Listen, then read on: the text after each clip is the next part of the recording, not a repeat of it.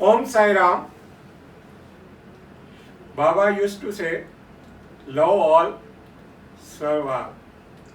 Hurt never, help ever. ये स्वामी का मूल मंत्र भी था कि हमेशा लोगों से प्यार करो, उनकी हेल्प करो। इसी कथन के साथ मैं डॉक्टर अरुण कुमार पुरोहित सभी साईं भक्तों का अपने चैनल साईं मेरा तारा नारा में एक बार फिर से स्वागत करता हूँ। सारे डिवोटीज का मैं भी स्वागत करता हूँ। तो जैसे आपने पिछले एपिसोड में ये बताया था कि सत्य साईं बाबा के बारे में आपने छोटा सा एक वर्णन दिया था, कैसे सत्य साईं बाबा ने इतनी समाज सेवा की उसके बारे में भी आपने बताया। सत्य साईं बाबा आपके फैमिली में कैसे आए और कैसे आपका सिलसिला शुरू हुआ, आपकी फैमिली का उनसे चमत्कार मिलने का और उनके सानिध्य में आने का। तो आज आप क्या बताने वाले हैं? यह मैंने पिछले वीडियो में बताया कि कैसे स्वामी की कृपा मेरे परिवार पे हुई, कैसे उन्होंने मेरे मामा की असाध्य बीमारी को ठीक किया, कैसे उन्होंने मेरे मदर फादर की जो तकलीफ़ें थी उनको दूर किया, उनकी मन की बात जानी, कैसे मेरी मामी की जो बीमारी थी उसको ठीक किया। तो उनकी कृपा कैसे मेरे परिवार पे हुई उस बारे में मैंने पिछले वीडियो में आप सभी को बताया।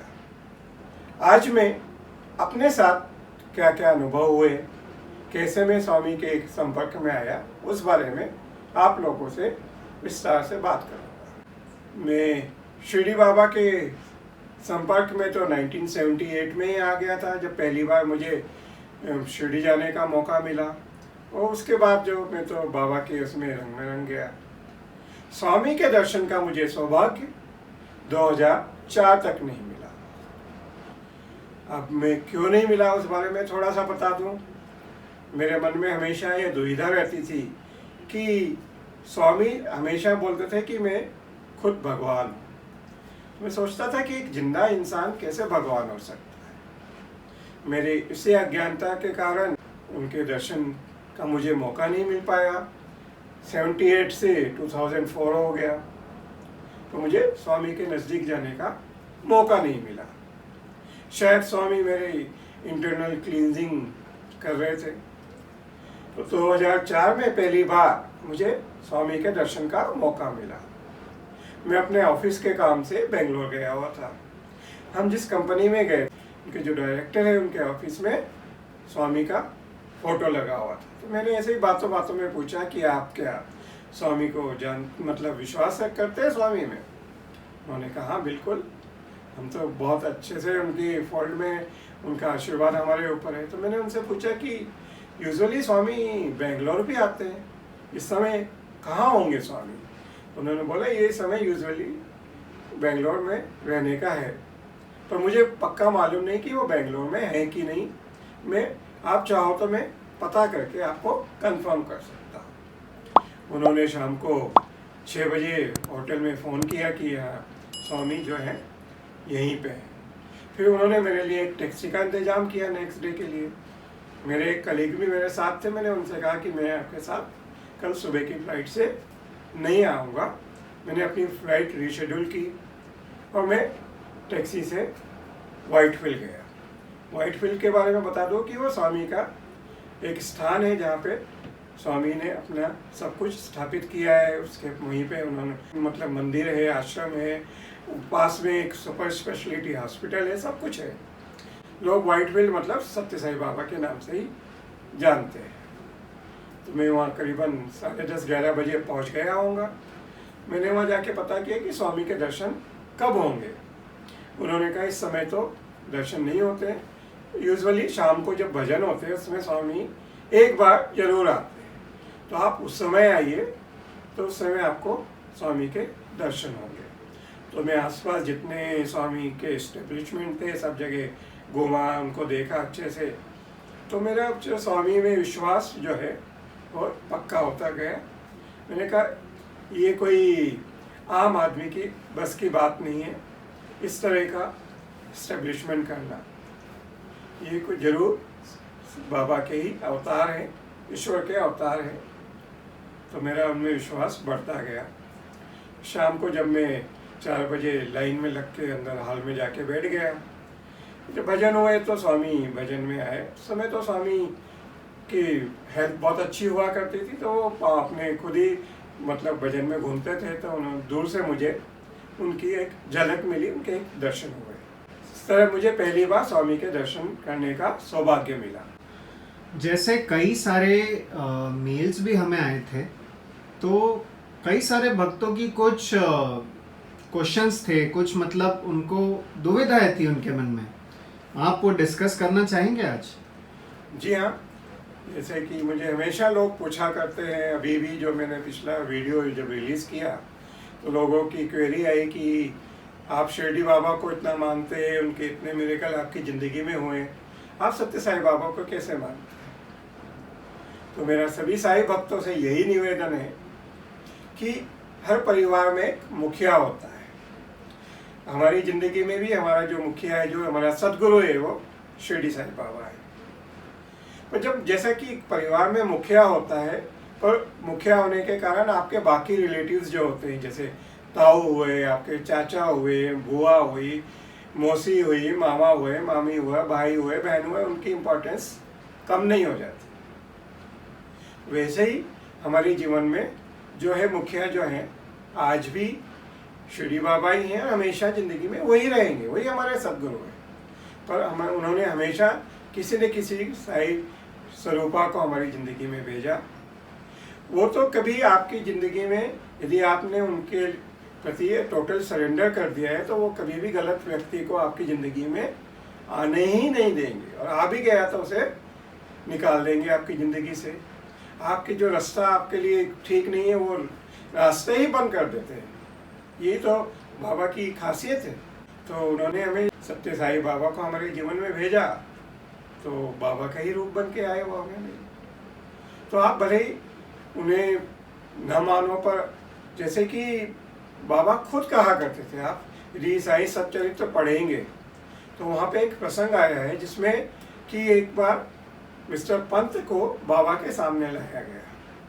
जैसे ही वो बाबा के सामने आए तो उन्हें अचानक एकदम मूर्छा आ गई। बाबा तो समझ गए कि ये किसी और गुरु का भक्त मतलब शिष्य है।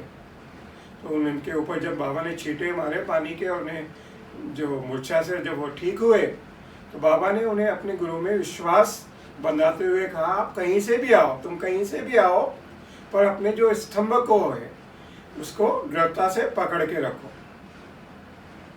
वैसे ही आप किसी को भी मानते हो, आप जो है आप उसमें विश्वास, पर इसका यह मतलब नहीं कि आपके जीवन में आपको मौका मिले किसी भी संत का, किसी भी महान आत्मा का, जिनसे आपको कुछ सीखने का मिलता है, जो आपको एक राह दिखाते, वो आप मौका जो है सुअवसर अपने हाथ से कभी मत जाने दीजिए। उसी तरह हमारी ज़िंदगी में बहुत लोग आए, शंकराचार्य हमारे जीवन में आए, हमने उनका भी आशीर्वाद लिया।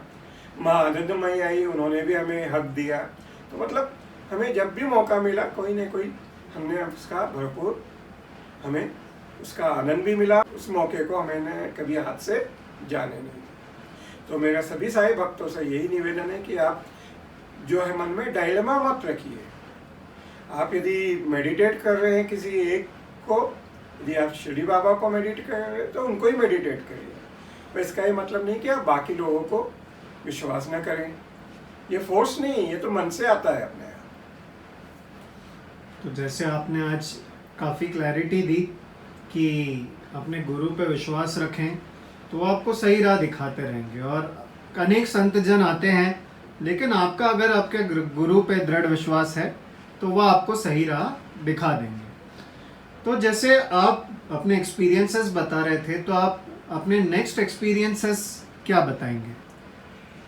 लोगों को तो स्वामी की एक झलक मिल जाए तो लोग भाग्यवान समझते हैं अपने आप को।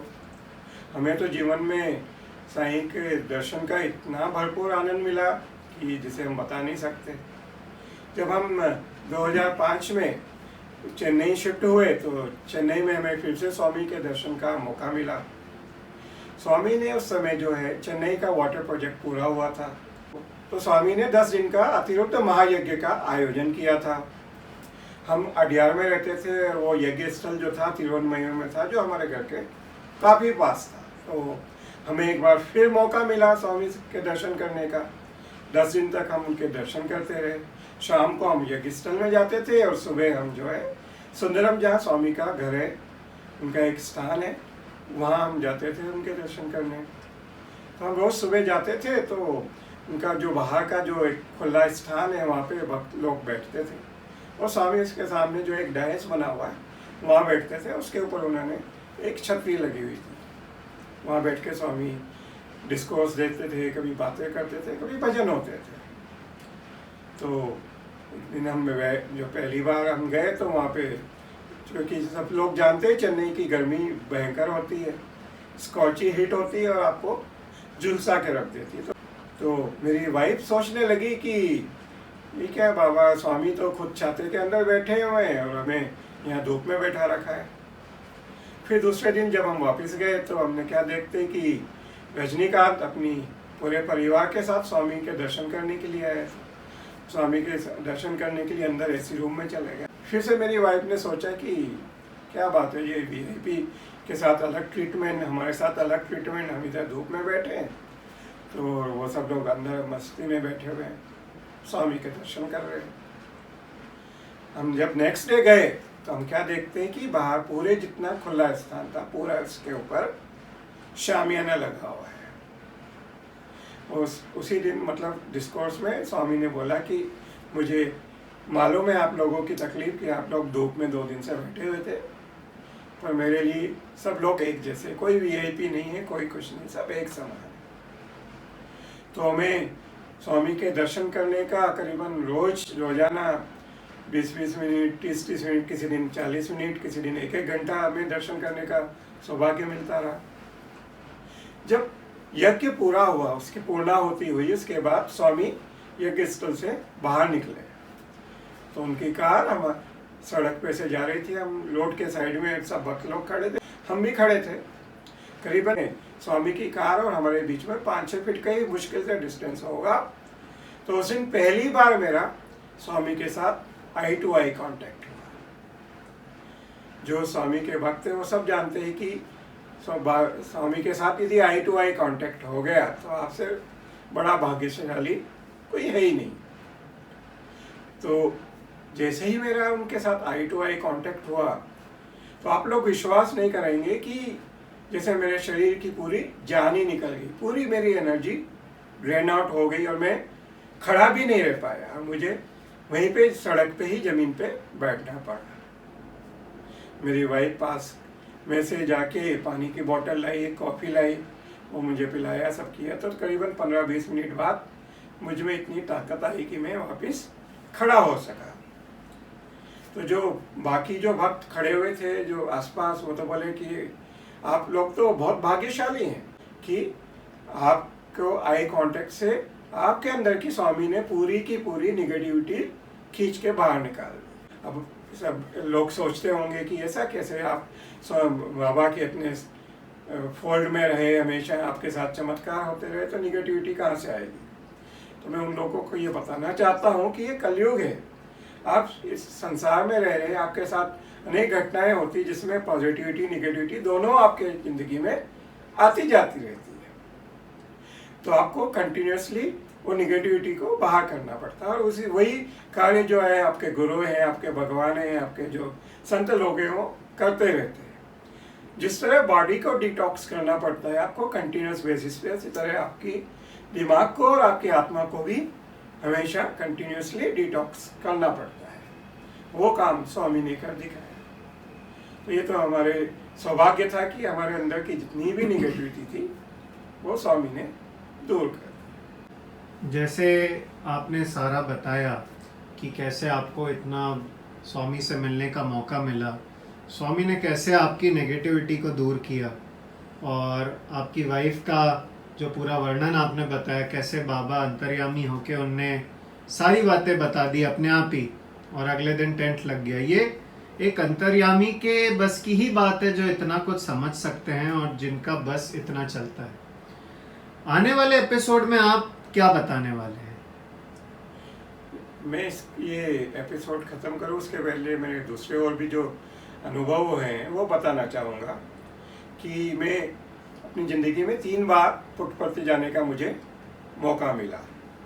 पहली बार मैं गया तो बाबा के वहाँ रुका, मतलब, और मैंने बाबा के दर्शन करने का मुझे मौका मिला। बाबा के जितने इस्टेब्लिशमेंट थे, स्कूल थे, हॉस्पिटल थे, उनकी ज़िंदगी के जो जो उन्होंने काम किए वो सब कुछ मुझे एक डीपली जानने का मुझे मौका मिला। तो मुझे भी बाबा स्वामी के प्रति जो श्रद्धा है वो और बढ़ती गई और मजबूत होती गई। फिर एक बार मैं डॉक्टर तिवारी वहाँ गए हुए थे, वो हर साल सेवा देने के लिए पुट्टपर्ती जाया करते थे, तो मैं उनको लेने गया था कि हमने उनसे बोला था कि आप वहाँ से हमारे पास आ जाइए चेन्नई, वहाँ थोड़े दिन रह के फिर आप इंदौर चले जाए। तो मैं उनको लेने गया तो उन्होंने बोला कि स्वामी तो यहाँ है ही नहीं, वो बेंगलोर गए हुए हैं। मैंने बोला क्या डॉक्टर अंकल, मेरा चक्कर ऐसे ही जाएगा क्या, वापस खाली जाएगा, मुझे उनका दर्शन का मौका नहीं बोले। बोले देखते हैं क्या होगा, अपनी कल शाम की बस है, देखते हैं। तो सुबह उन्होंने मुझे पूरे उसमें वहाँ के इस्टेब्लिशमेंट में सब जगह घुमाया, एक एक चीज़ समझाई, क्योंकि वो हर साल जाया करते थे, उन्हें हर चीज़ का पूरा ज्ञान था। फिर जब हम 3-4 बजे वहाँ जो मेन गेट के बाहर खड़े हुए थे, बात कर रहे थे, पुट्टपर्ती में उस समय भयंकर गर्मी थी, तो अचानक लोगों में भगदड़ मच गई कि बोलने लगे कि स्वामी आ रहे, स्वामी आ गए। तो आप विश्वास नहीं करेंगे कि इतनी भयंकर गर्मी में अचानक एक ठंडी हवा का झोंका आया और पूरा माहौल को बिल्कुल ठंडा कर गया। उस समय स्वामी ने पुट्टपर्ती की सीमा में प्रवेश ही किया था। तो ये तो स्वामी की लीला है कि जहाँ भी जाते हैं लोगों के मन को, आत्मा को, सबको शीतल कर देते हैं। फिर तीसरी बार मुझे जाने का मौका मिला पुट्टपर्ती की, जब उज्जैन में एक इंटरनेशनल कॉन्फ्रेंस हुई थी। एक साईदास बाबा ने सब भक्तों जो मतलब मेंबर थे उनको कहा कि आप लोग जब मिलके पुट्टपर्ती जाइए। तो मैं चेन्नई से पुट्टपर्ती गया, मेरी मदर, फादर और मेरी सिस्टर उज्जैन में ग्रुप के साथ आई। उस समय हमें स्वामी का दर्शन का मौका मिला। इस तरह हमें 3 बार पुट्टपर्ती जाने का मौका मिला। अब जब हम चेन्नई से पूना शिफ्ट हुए तो हमें फिर से एक बार स्वामी के दर्शन का मौका मिला। वहाँ पे एक भक्त थे, शिरडी साईं बाबा के भी भक्त थे और सत्य साईं बाबा के तो वो परम भक्त थे। उन्हें स्वामी ने बोला था तुम एक मंदिर बनाओ। तो उन्होंने पुणे से 40-50 किलोमीटर दूर होगा, वहाँ एक जो है विट्ठल साईं मंदिर के नाम से एक मंदिर बनवाया था। उसमें विट्ठल रुक्मणी की और शिरडी साईं बाबा की मूर्ति थी। तो उस भक्त की भी अपनी इतनी जिद थी, उन्होंने स्वामी से बोला था कि स्वामी मैं मंदिर बना दूंगा, पर उसके प्राण प्रतिष्ठा जब तक आप आके नहीं करेंगे मैं उसकी प्राण प्रतिष्ठा नहीं करूँगा। स्वामी ने उस भक्त की पेशेंस की बहुत परीक्षा ली। 5 साल तक उसे टुंगाए रखा। 5 साल बाद जब स्वामी ने आए, उन्होंने उस मंदिर की प्राण प्रतिष्ठा की। वहाँ हमें जब मालूम पड़ा तो हम वहाँ भी स्वामी के दर्शन करने लोग रोज जाया करते थे। वहाँ हर दिन करीबन 1 घंटे के करीब हम जो कल्चरल प्रोग्राम होते थे, भजन होते थे, गायन होते थे, वो हमें सुन के करीबन 10-12 फीट की दूरी से हमें साईं के दर्शन करने का मौका मिलता रहा। हम दर्शन करते रहे, हमारे जीवन धन्य होता रहा। एक दिन तो कविता कृष्णमूर्ति है, नितिन मुकेश है, मराठी सारेगामापा के विनर्स थे, उन्होंने सबने मिलके बाबा के सामने प्रोग्राम दिया था। तो हमें बाबा के इतने लंबे समय तक जी भर की आत्मा संतुष्ट होने तक हमें दर्शन मिलते रहे। तो इस तरह हमारे जीवन में स्वामी का आशीर्वाद बना रहा। अभी भी हमारे जीवन में हम शिरडी साईं बाबा तो हमारे सदगुरु हैं ही, हम उनके साथ साथ सत्य साईं बाबा की भी पूजा करते हैं। उनके भी अभी भी आप मानेंगे नहीं कि अब जब कभी हम उनके फोटो के ऊपर चंदन का तिलक लगाते हैं तो हम क्या देखते हैं, कभी इसमें सरस्वती बन जाती है, कभी इसमें शिरडी बाबा बन जाते हैं। तो उनका आशीर्वाद हमेशा हमें मिलता रहता है। तो ये हुआ हमारे जीवन में सत्य साईं बाबा का कृपा, उनका आशीर्वाद, हमारे परिवार पे उनकी कृपा दृष्टि। आने वाले वीडियो में मैं आपको बताऊंगा कि जब हम पूना में थे तो कैसे एक भयंकर हादसे में मेरी वाइफ और मेरे बेटे की ज़िंदगी मॉब लिंचिंग में कैसे बची, शिरडी बाबा ने कैसे उनके जीवन की रक्षा की, उस बारे में मैं आपसे चर्चा करूँगा। तो आप मेरे चैनल से जुड़े रहिए, आप मेरे वीडियो को लाइक कीजिए, शेयर कीजिए और जो है सब्सक्राइब कीजिए। यदि नहीं किया है तो बेल आइकन को दबाइए। और जब तक आप अपना ध्यान रखिए, मैं आपसे एक बार फिर जुड़ूंगा। जब तक साईं का नाम लेते रहिए। ओम साई राम।